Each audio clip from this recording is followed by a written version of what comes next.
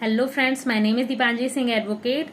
आज हम बात करेंगे आईपीसी के सेक्शन 53 के बारे में, जिसमें दंड को परिभाषित किया गया है कि दंड कितने प्रकार के होते हैं और इसका जो पार्ट है कि कौन से पार्ट में रखा गया है, तो पार्ट 3 में रखा गया है। यही सेक्शन बीएनएस में अब चेंज होकर सेक्शन 4 हो चुका है।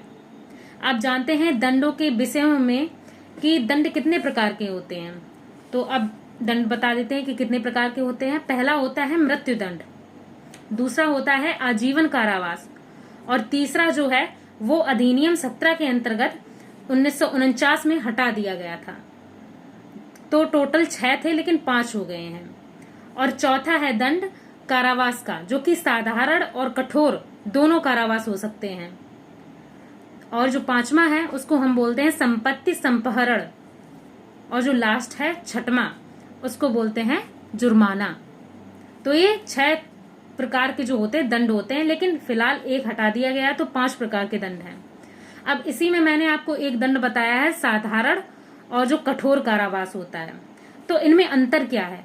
तो साधारण और कठोर कारावास में ये अंतर है कि जो साधारण वाला दंड होता है, जो साधारण कारावास होता है, उसमें आपकी इच्छा होती है कि आप जेल में रह के काम करें, या जो मजदूरी वहां पे करवाई जाती है, साफ सफाई या और काम करवाए जाते हैं, तो आपकी मर्जी होती है। अगर आप करना चाहते हैं तो उसको करेंगे, अदरवाइज आपका मन नहीं है तो आप नहीं करेंगे।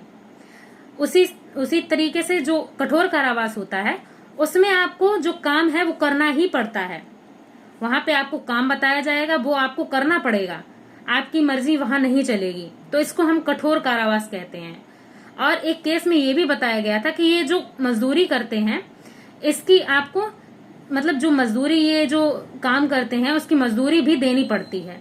तो ये थे 5 प्रकार के दंड।